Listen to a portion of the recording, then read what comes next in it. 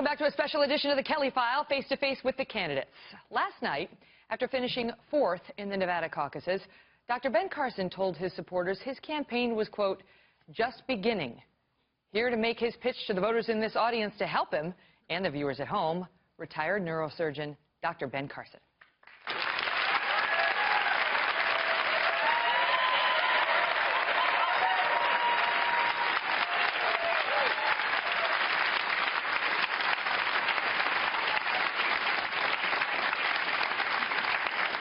Welcome, Dr. Carson. It's great to see you. Thank you. Good to see you. All right, so let me start with this.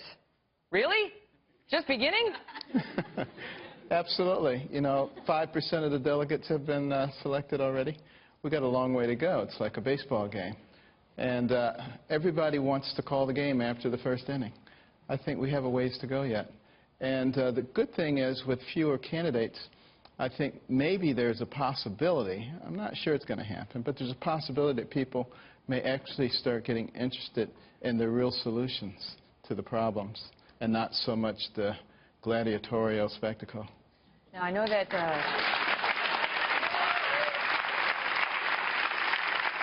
you're a Christian. Your faith has been very important to you. You've spoken openly about that on the campaign trail. I want to ask you about a piece that appeared in National Review by David French, in which he wrote the following. He was addressing you, and he was addressing Governor Kasich.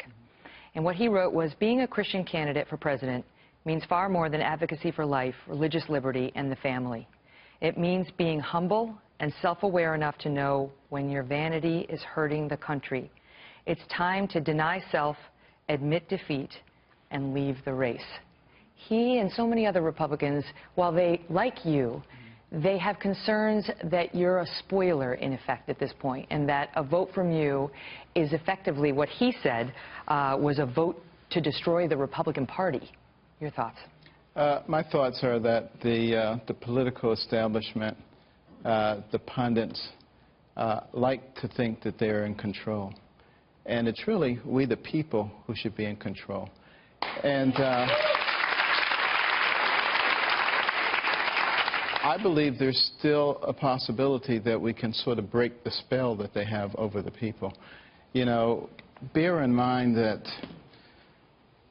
you know, it's sort of like, you know, why do I stay here? It's like losing a child. If you've ever known somebody who's lost a child, it's a horrendous thing. You would do anything to keep it from happening. I feel like we're in the process of losing our country. And it's in critical condition right now.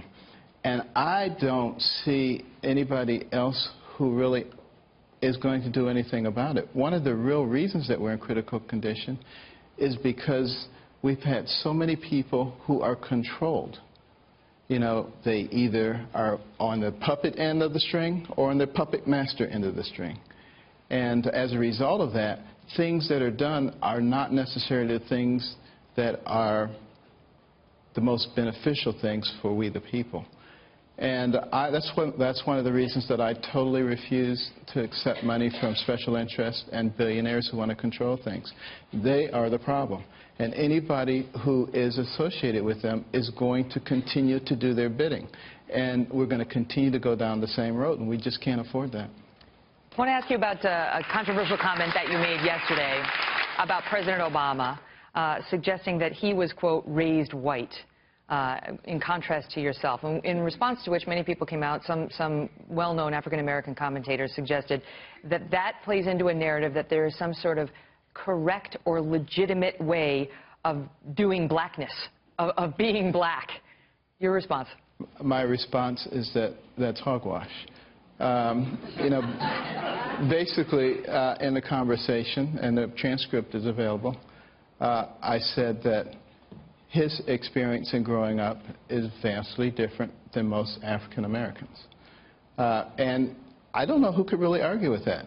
You know, he was raised by his white grandparents in Hawaii in a very affluent area in a private school. But he looks black. I mean, well, let me finish. And formative years were spent in Indonesia. 4 years of his young life. Right. From 10 to 14. Those are formative years with his white mother. Now, for anybody to tell me that that's a typical black experience,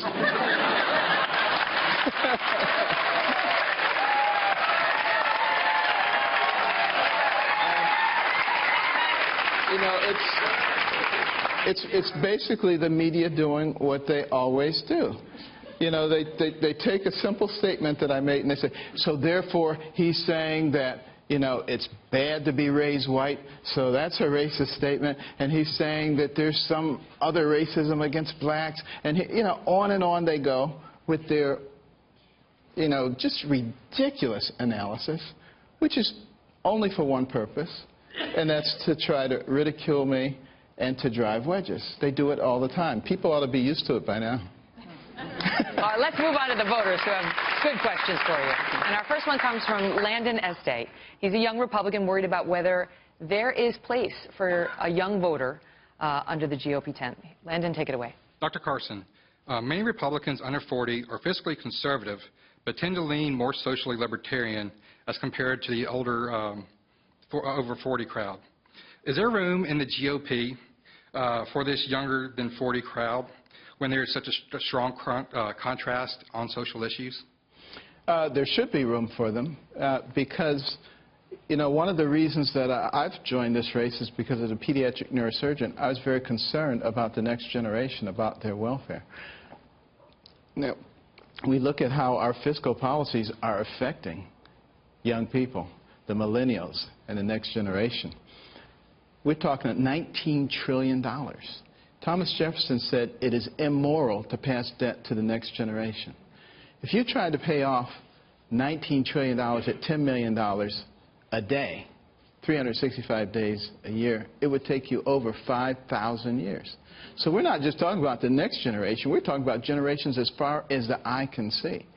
And that's the good news, because in fact, the fiscal gap, which is all the unfunded liabilities, Medicare, Medicaid, Social Security, all the governmental programs, agencies, versus the money we have coming in from taxes and other revenue sources. They should be even if we're fiscally responsible. If we're not, there's a gap. Bring it forward to today's dollars. It's the fiscal gap. It's over $200 trillion. So if somebody came today and said, America, I've got a gift for you. I'm going to give you $19 trillion so you can pay off your national debt. Everybody would be dancing in the streets. We wouldn't even be close to being out of trouble. And that's what young people need to understand.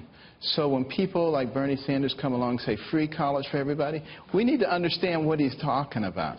That's just going to accelerate our fall off the cliff. And so young people need to recognize that, at least in my case, we're looking at people who are going to be looking for ways to ameliorate that financial deterioration. All right. Next question is on an important issue. And we get so many of our viewers writing in about this issue and asking us to ask you, the candidates, about the VA.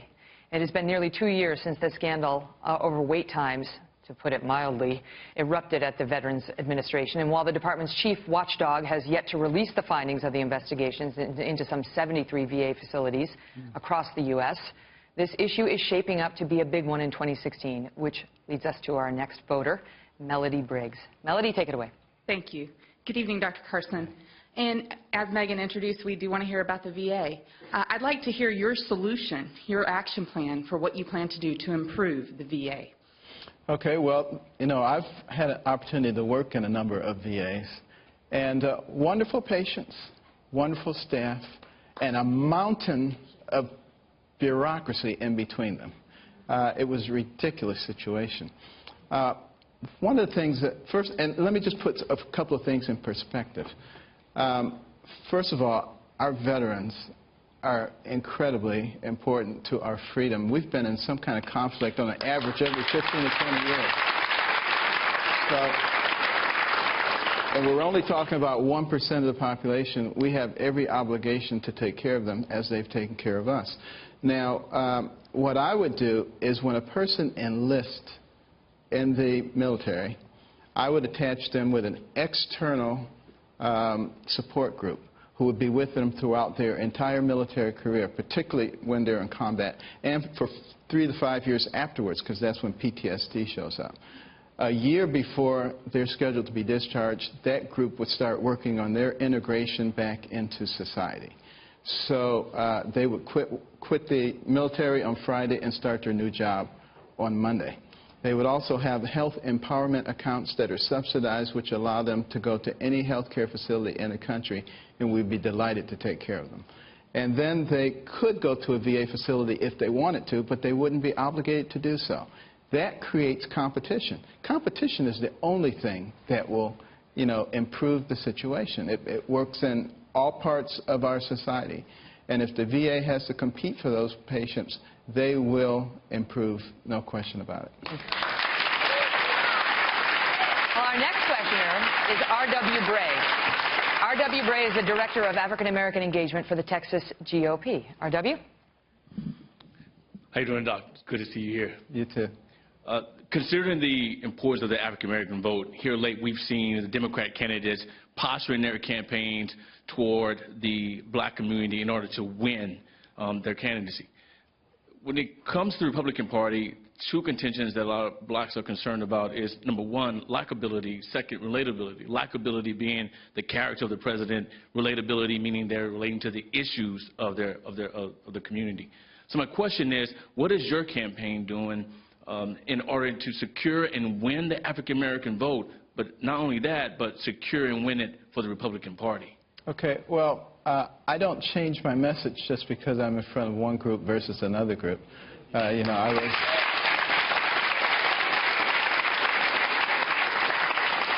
by the same token, I believe the right kinds of policies lift all the votes. The policies that our government has had has been extremely detrimental, particularly in the African American community, in terms of destroying families. And, our faith and our families, those are the two strong pillars, particularly in the African American community, that got us through slavery and Jim Crow and segregation and racism. And as those things are broken down, it's problematic. So Republicans, and particularly me, very, very interested in finding ways to heal those families, put those families back together. And you think about something like out-of-wedlock birth. 73% of African-American babies born out of wedlock. Well, usually that means the end of education for that woman. And it means that baby is 4 times as likely to grow up in poverty.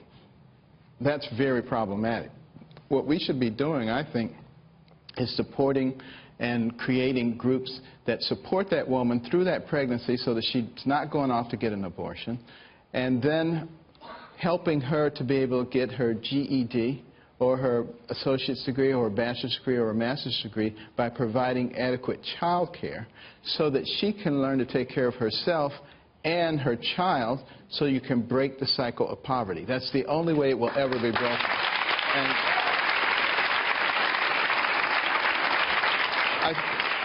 I think also, one of the things that I've proposed in my tax plan, and please go to bencarson.com and read about it. I got a lot of policy. I said we would have a 6-month hiatus on the corporate tax rate, 0 taxes, so we could bring back the money, repatriate the money overseas, over $2.1 trillion.